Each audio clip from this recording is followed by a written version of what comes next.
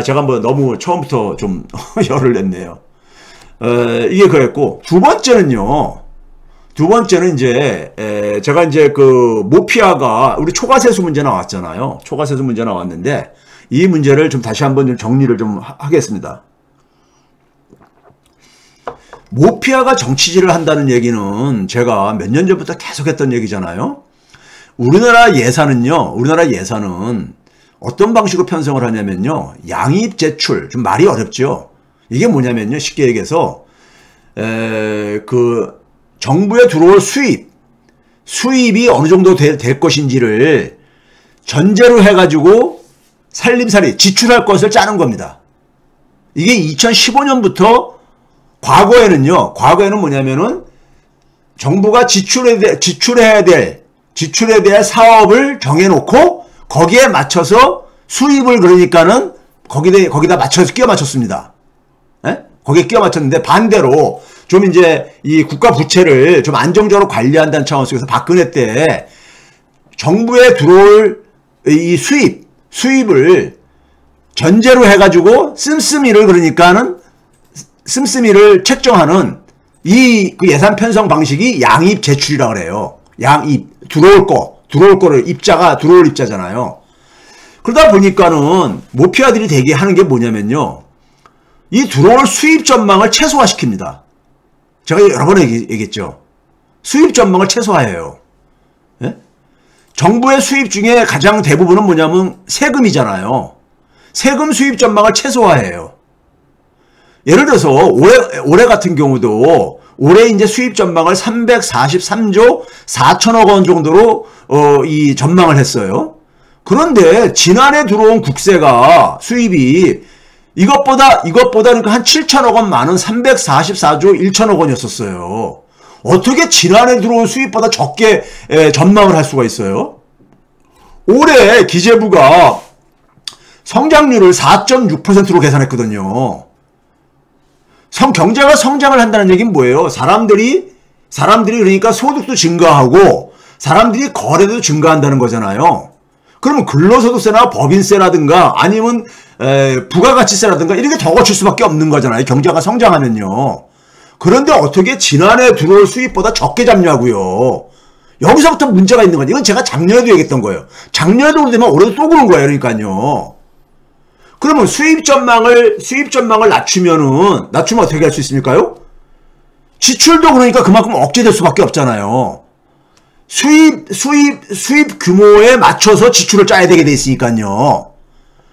근데 이제 우리가 여당에서 계속해서 지출을 지금 코로나 상황에서 어렵고 그러니까는 우리가 쉽게 얘기해서 자영업자들한테 그러니까 지원도 실질적인 그러니까 손실 보상도 해줘야 되고 그러기 때문에 지출을 더 그러니까 정부가 해야 된다고 이렇게 하는 것을 이걸 억제할 수 있었던 거예요.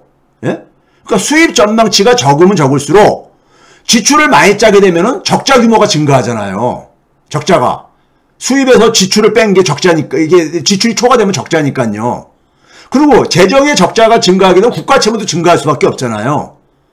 그래가지고 쉽게 얘기하면 재정 적자와 국가 채무를 뻥튀기 하는 거예요. 예산을 편성하면서. 그러면 이걸 가지고 보수 언론들이라든가 야당이 이걸 막 공세를 퍼붓잖아요. 그렇죠? 망할 거라고 하면서 이렇게 막 타령하잖아요. 그렇죠?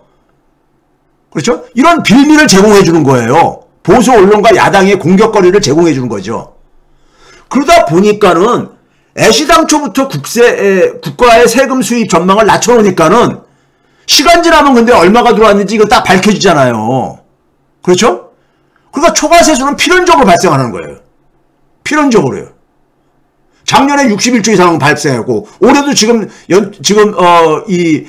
상반기부터 벌써 53조 3천억 원이 지금 초과세수 발생한다고 하는 거잖아요. 그러면 이 초과세수를 가지고 이 돈이 그러니까 자기들이 쓸 수 있는 그러니까 돈이 확보됐잖아요. 이거 가지고 정치권을 컨트롤하는 겁니다. 정치권을 컨트롤하는 거예요. 거기다가 이번에 이제 2차 추경을 하면서요. 2차 추경을 하면서 그럼 돈이 지금 그러니까는 생각한 것보다 53조 3천억 원이 더 들어온다면은 작년에 12월 3일 날 통과시킨 예산은 다 집행할 수가 있는 거거든요. 다 집행할 수 있는 거거든요. 재정이 적자도 안 나면서요. 그런데 지출을 조정을 했는데 국방부문의 지출 조정한 거는 잘 아실 거예요. 1조 5천억 원 정도요. 많이 뉴스가 됐으니까. 그런데 주택도시기금의 예산도 한 1조 5천억 원을 삭감했어요. 이게 모피아들이 이 특성이 여기에서 이제 딱 드러난 건데요. 이 주택도시기금이 뭐냐면요. 무주택 서민들의 주거 안정을 위해 가지고 소위 말해서 공공주택이라든가 아니면 공공임대주택을 공급해주거나 월세자금 지원해주거나 하는 이런 돈이에요. 이거를 1조 한 5천억 원 정도 삭감을 했어요. 이게 왜 그런지 제가 이제 잠시 보여드릴게요. 자, 이거 봐보세요. 2월 달에 우리가 2월 21일경에 1차 추경했었잖아요. 그때 이제 선거를 앞두고 있었을 뿐만 아니라, 대통령 선거를 앞두고 있었을 뿐만 아니라, 이재명 후보라든가 민주당에서 이 자영업자 손실보상 지원을 위해 가지고 30조, 35조 이상은 최소한 편성을 해야 된다고 이렇게 막 얘기를 했었잖아요. 그런데 그 당시에 뭐라고 했습니까요? 기재부가 돈이 없다. 이런 얘기 했잖아요. 그래가지고 한 14조 뿐이 편성을 못한다. 그것도 국채를 발행을 해야 된다. 돈이 없기 때문에 이런 얘기 했잖아요. 그 전년도에 초과세수가 61조 이상 거쳤었는데도 근데 문제는 뭐냐면 올해 들어와가지고 그러니까 올해 2월 달에 이미 초과세수가 한 21조 정도가 그러니까 이미 1월 달에만 벌써 발생을 했었어요. 1월 달에만. 예? 여기 제가 밑에 이 수치로 그려놨죠. 1월 달에 그러니까는 이 세금이 얼마가 거쳤냐면은 한 50조 정도 가깝게 거쳤어요. 49조 7천억 원이 거쳤어요. 예? 7천억 원 거쳤는데 이게 원래 그러니까 올해 1년 동안에 거칠 그러니까 세금을 가지고 계산을 하게 되면 한 달치가 29조 2천억 원인데 그것보다 20조 5천억 원이 초과된 거예요. 그러면 국세청은 뭐냐면 기재부의 외청입니다. 국세청에서 이렇게 세금이 많이 거친다는 걸 알고 있으면서도 2월 달에 그러니까 한 21조 가까운 초과세수가 발생을 한 걸 알고 있으면서도 그러면서도 돈 없다는 타령을 했던 거예요. 국채를 발행을 했던 거예요. 예? 이게 작년에도 이런 일이 있었거든요. 근데 이게 계속 되풀이되고 앉아있는 거예요. 예? 이 대선을 앞두고 이런 짓 한 거예요. 그래서 작년에 제가 계속 그랬잖아요. 모피아들이 그러니까는 윤석열 정치운동 하고 있다. 선거운동 해주고 있다. 이런 얘기 했잖아요. 모피아들이. 자, 조선일보에서 이 2차 추경 가면서 초과세수 얘기 나오니까는, 난 조선일보 이 기사 보면서 기가 차다 못해. 진짜 진짜 양아치들이 다 있나 이런 생각이 들었어요. 진짜요. 제목을 봐보세요. 조선일보요. 이게 5월 12일자입니다. 윤석열 정부에서 재정 건전성 회복 의지를 보였다. 문재인이 허문 국가채무 비율 50% 선을 되살렸다. 그러니까 문재인 정부에서 올해 그러니까는 홍남기 기재부가 그러니까는 올해 국가채무가 50%에 도달할 거라고 이렇게 예상을 했었어요. 근데 이거를 40%를 떨궜다. 이런 기사를 그러니까는 쓰고 있는데요. 자, 이거 봐보세요. 이게 얼마나 센 거짓말인가를.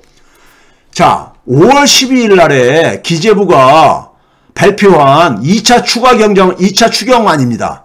2차 추경안인데, 자, 이거 봐보세요. 올해 22년, 가운데 거 봐보세요. 작년 12월 3일 날 본 예산이 553조 6천억 원, 그리고 총 지출이 607조 7천억 원을 해가지고, 재정 적자가 54조 1천억 원이 발생한다고 그랬어요. 54조 1천억 원이. 근데 이게 뭘 근거로 한 거냐? 53조 3천억 원이라는 초과세수를 빼고서 이걸 한 거예요. 그러면 수입 553조 6천억 원에다가 53조 3천억 원을 더하게 되면은 606조 9천억 원이 되거든요? 그러면은 재정 적자는 8천억 원 정도뿐이 안 생기는 거예요. GDP 대비로는 0%인 겁니다. 재정 적자가 이렇게 한 54조 정도 증가하다 보니까는 국가 채무가 맨 끝에 보게 되면 GDP 대비 50%라고 돼 있잖아요. 이것도 마찬가지로 53조 3천억 원을 빼게 되면은 47%가 되는 거예요. 올해 예상되는 그러니까 국가 채무 비율은 문재인 정부에서 47%인 거예요. 작년하고 똑같은 규모입니다. 그런데 올해 2차 추경을 하면서 윤석열 정부에서 해가지고 이해 추경을 하게 되면 얼마가 되느냐? 1067조 3천억이 돼가지고 GDP 대비 49.6%, 반올림하면 50%잖아요. 그러니까 윤석열이 그러니까는 50%로 만든 거예요. 47%로 50%를 끌어올린 건데 이걸 가지고 조선일보가 한다는 소리가, 예? 윤석열 정부가 그러니까는 이걸 40%를 떨궜다.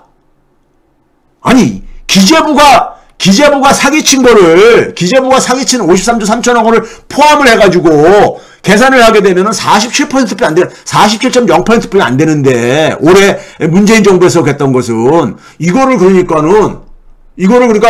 거짓말로 해가지고, 세금 들어올 수입을 빼가지고 계산을 한 50%를 문재인 정부가 만들어 놓은 것처럼 이걸 그대로 받아들여가지고, 윤석열이 그러니까 0.4% 오히려 낮췄다. 이게 도대체가, 이게 언론이 할 짓입니까, 이게요? 언론이 이렇게 기사 써도 되는 거예요? 예? 이건 언론이라고 제가 볼 때 할 수 없는 것 같아요. 조선일보가 원래 이렇지만은, 근데 이건 너무하는 것 같아. 해도 너무하는 것 같아. 예? 자, 그 다음에요, 이 모피아 문제는요, 제가 그랬잖아요. 경제는 돈의 배분 문제입니다. 돈의 배분 문제예요. 경제는 돈의 배분 문제입니다. 제가 학생들 가르치면서 경제학은 돈의 배분 문제를 연구하는 학문이라는 얘기를 해요. 예? 경제학을 제대로 공부하신 분은 그걸 제가 말하는 이유를 알아요. 이론 체계가 그렇게 돼 있기 때문에요. 그러면 민간 영역에서 돈을 배분하는 게 금융이잖아요. 금융 영역이잖아요. 공공 영역에서 돈을 배분하는 게 재정의 영역입니다. 재정의 영역이에요. 그럼 모피아라는 건 뭐냐면요. 모피아 제가 정의를 여기다 해놨어요. 제가 쓴 책, 누가 한국의 경제를 망치는가, 이 책에 자세하게 써놨지만은, 모피아라는 게 뭐냐면요. 국민이 부여한 기재부 권한. 국민이 기재부한테 어떤 권한 줬냐면요. 예산과 기금을 편성하는 거, 정책 수립, 세제, 화폐 관리, 외환 관리, 아주 그냥 거의 실질적인 모든 권한을 주었어요. 이거 엄청난 힘이잖아요. 이 권한을, 국민이 준 권한을 국민을 위해서 쓰는 게 아니라 힘이 있는 집단, 대한민국에서 힘이 있는 집단이 누굽니까? 재벌하고 재벌자본과 금융자본이잖아요. 이들을 지원하는 거예요. 자신의 국민이 부여한 권한을. 그래가지고 그걸 지원함으로써 관료들 개인이라든가 그 다음에 기재부 조직의 이익을 추구하는 모든 기재부 관료가 다 그렇다는 건 아니에요. 근데 이런 사고방식을 가지고 있는 관료 집단이, 공무원 집단이 그게 모피아예요. 모피아자. 그러니까 공공자원, 공적 자원을 사유화시키는 거잖아요. 그 결과로 민생을 도탄에 빠뜨리는 집단이죠. 자, 어떤 방식으로 하냐면요. 자, 재정이라는 것은 정부의 살림인데 이건 누가 담당합니까? 선출 권력이 담당하는 거잖아요. 선출 권력이. 그렇죠? 그런데 이 재정을 민주정부에서는 이 재정을 아무래도 취약 부문에다가 지원에다가 집중을 하잖아요. 원래 재정은 그렇게 하는 거예요. 왜? 금융이라는 것은 민간 영역인 금융이라는 것은 기울어진 운동장이거든요. 그래서 여기서는 이 금융에 의해서만 돈의 배분을 맡기게 되면은 불평등이 굉장히 심해질 수밖에 없어요. 돈이 있는 사람이 돈을 더 많이 벌 수밖에 없는 게 금융시장의 논리잖아요. 그렇죠? 그거를 보완해주는 게 재정 영역인 거예요. 원래가요. 예? 그래서 재정에 있어서 세금이라는 것이 소득 재분배 기능이라고 돼 있고, 예? 재정이라는 것이 그러니까 경제적인 취약계층들을 지원해주고 일자리를 만들어주는 이런 역할을 하는 게 재정의 주요한 역할로 돼 있거든요. 그러면은 민주정부가 그러니까 만약에 이렇게 취약 부분을 지원을 하게 되면은 어떤 일이 생깁니까? 취약한 취약계층들이 그만큼 금융을 이용하는 걸 줄일 수가 있잖아요. 그렇죠? 금융을. 만약에 정부의 지원을 못 받게 되면은 이쪽 민간 은행들한테 가서 민간 금융회사에서 가서 돈을 빌려 써야 되잖아요. 그렇죠? 그러면 결국 뭐냐면 금융자본들이 돈을 못 번다 이거예요. 즉 재정을 통제하는 이유가 민주정부의 재정을 통제합니다. 예? 보수정부의 재정을 통제 안 해. 왜 그러냐? 보수정부는요. 재정을 특권층을 위해서 많이 쓰거든요. 재정을요. 예? 그래서 이명박 박근혜 때는 그러니까는 재정 쓰는 거 가지고 시비를 안 걸어요. 조중동이요. 예? 오히려 더 쓰라고 막 부채질했었죠. 그런데 민주정부가 그러니까 들어서게 되면 하여간 재정을 그러니까는 항상 딴지를 걸죠. 딴지를 걸어요. 예? 그래가지고 재정을 그러니까 조금만 써도 그러니까는 무슨 뭐 역대 최고의 그러니까 무슨 뭐 지출을 한다든가 아니면은 그러니까 우리가 국가 채무가 그러니까는 뭐 폭발할 정도만 이렇게 막 하고 그러잖아요. 그런 얘기 하잖아요.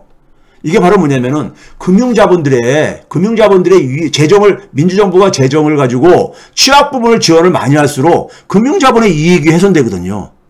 또 하나는 앞에서 제가 얘기했죠. 이번에 제가 추경호나 한덕수가 뭐라 그랬을까요? 모피아 출신들이라 했잖아요. 추경호가 이 모피아 출신이거든요. 전형적인요. 모피아의 길을 걸은 사람이거든요.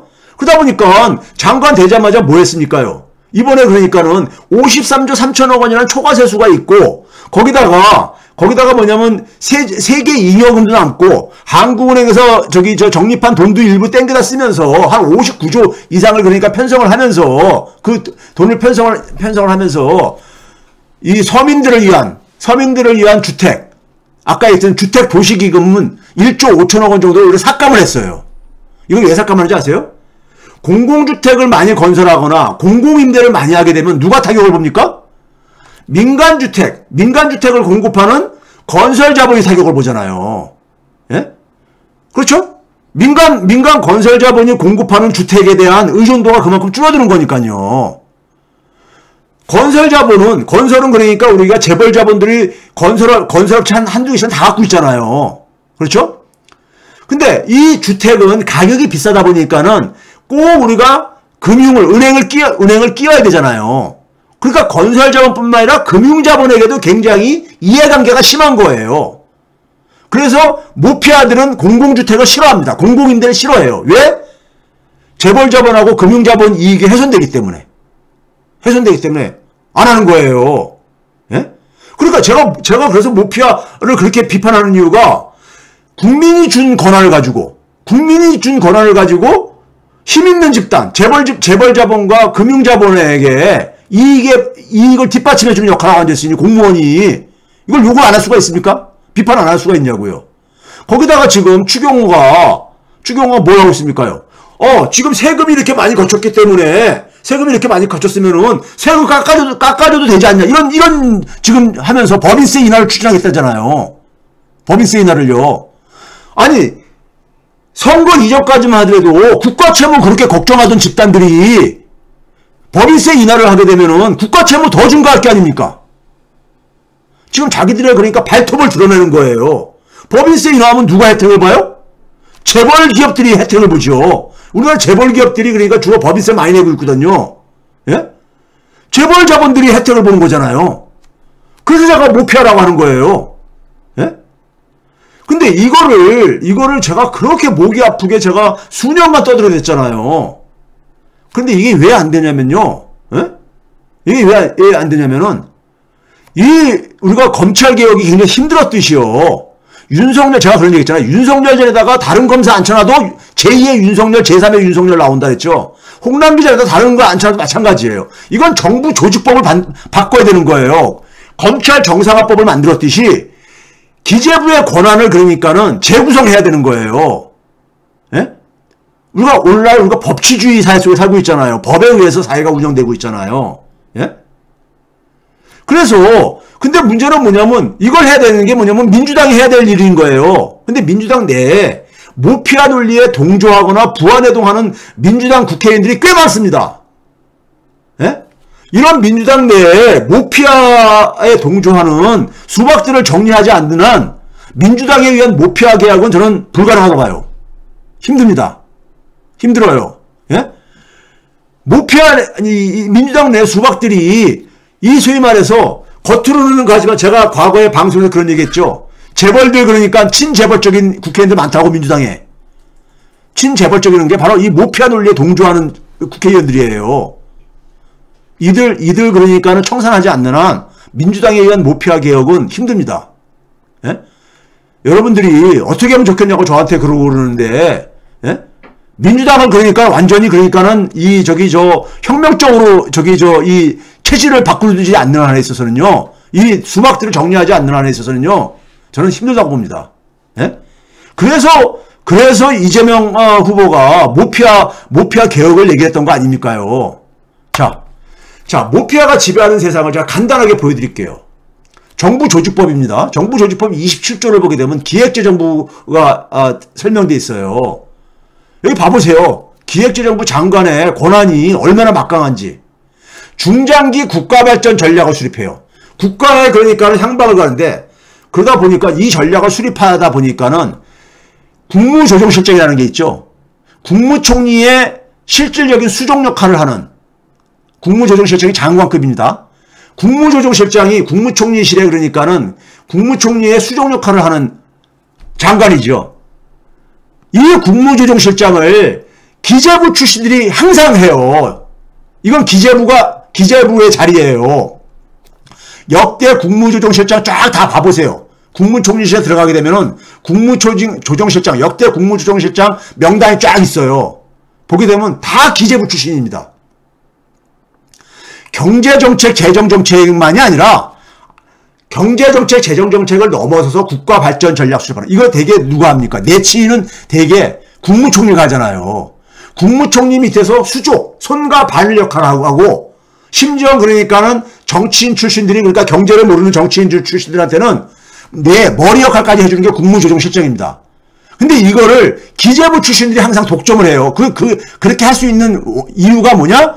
중장기 국가발전 전략 수립에 대한 권한을 기재부가 갖고 있잖아요. 예? 그래서 그런 거예요. 자, 그 다음에 예산기금 편성, 뭐 이런 건 다 알고 있는 거고요. 파란색으로 하는 거는 일반적으로 알고 있는 거죠. 국가청에 관한 사무. 그런데 화폐관리도 합니다. 화폐를 찍어내는 곳이 어디예요? 한국은행이잖아요. 여러분들 한국은행법을 한번 들여다보세요. 이 법은 그러니까 검색하면 쉽게들 볼 수 있는 거거든요. 한국은행법 보게 되면요. 한국은행법 출발 전에 어떻게 보면 기획재정부 거시정책과 해가지고 전화번호가 딱 적혀 있어요. 이게 뭐예요? 한국은행은 기획재정부 거시정책과의 소관 업무인 거예요. 한국은행이라는 데가. 예? 한국은행에서 통화정책을 결정하는 게 금융통화위원들이죠. 금융통화위원들 한번 봐보세요. 13조, 한국은행법 13조에 보게 되면은 금융통화위원회는 7명의 위원으로 구성한 데 있잖아요. 여기 한국은행 총재는 이제 대통령이 뭐 임명을 하고, 예? 부총재는 총재가 자기가 일할 사람을 이렇게 한 다음에 3번이 뭐예요? 기획재정부 장관이 추천하는 사람이잖아요. 5번에 금융위원회 위원장이 추천하는 사람이 돼 있잖아요. 그 다음에 7번에 전국은행연합회 회장이 추천하는 사람이 돼 있죠. 이게 다 기재부와 관련된 것들이에요. 자, 봐보세요. 지금 전국은행연합회 회장, 전국은행연합회는 뭡니까, 이게요? 민간은행들의 그러니까는 소위 말해서 협회. 민간은행들의 그러니까 일종의 이익단체죠. 여기에 김강수 씨가 지금 회장을 하고 있어요. 2020년부터. 하는데 이 사람이 저 밑에 보세요. 재정경제부 출신이잖아요. 행시 붙어가지고, 예? 지금 기재부 공무원 출신에다가 어디 갔어요? 금융위원회로 가잖아요. 금융위원회. 예?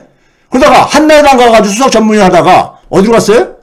그 다음에 뭐냐면은 로펌으로 가죠. 로펌으로 갔다가 다시 또 이제 민간 금융회사로 또 오고, 이게 회전문인사잖아요. 회전문인사요. 한덕수 씨가 그러니까 그래서 기재부 부총리 하다가 뭐 총리 관리형 총리도 했다가 김현장 갔다가 다시 또 돌아오고 하듯이, 심지어 노무현 정부 때 금융위원장 했었던 윤중현 씨 같은 경우도 그 사람도 기재부 출신이죠. 금융위원장 하다가 김현장 갔다가 다시 이명박 정부 때 기재부의 부총리로 다시 컴백하고, 이런 회전문 인사가 지금 진행되고 있는 거예요. 예? 그러니까 김광수 씨도 그러니까 이게 모피아 출신이잖아요. 기재부 금융위원회 딱 저 코스를 밟았잖아요. 그 다음에 금융위원회를 봐보세요.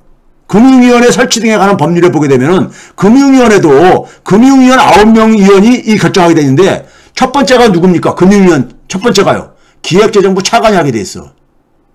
기획재정부 차관이요. 예?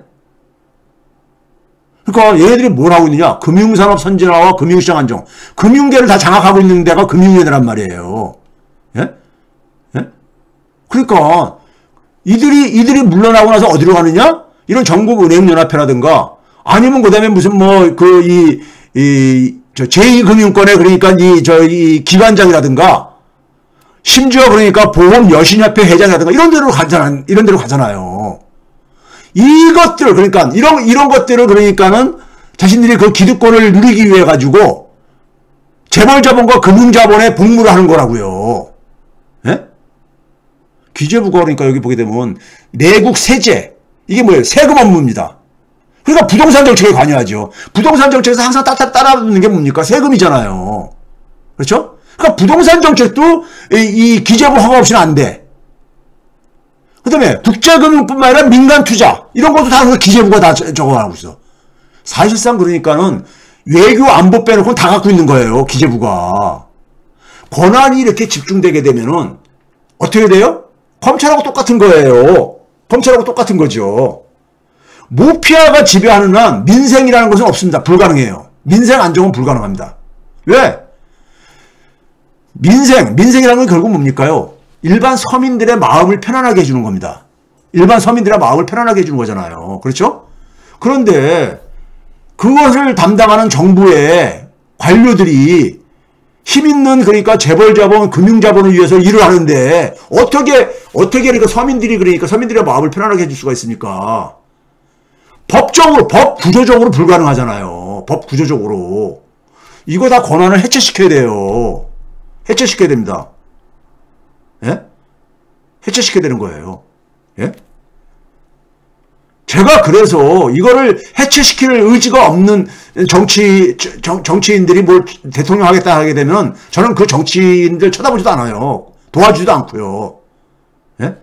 왜? 세상이 안 바뀌거든요. 세상이 안 바뀌거든요. 예? 안 바뀌는데 내가 왜 거기 나가서 그 사람들 저걸 수정 노릇을 해주냐고요. 머리를 빌려주냐고요.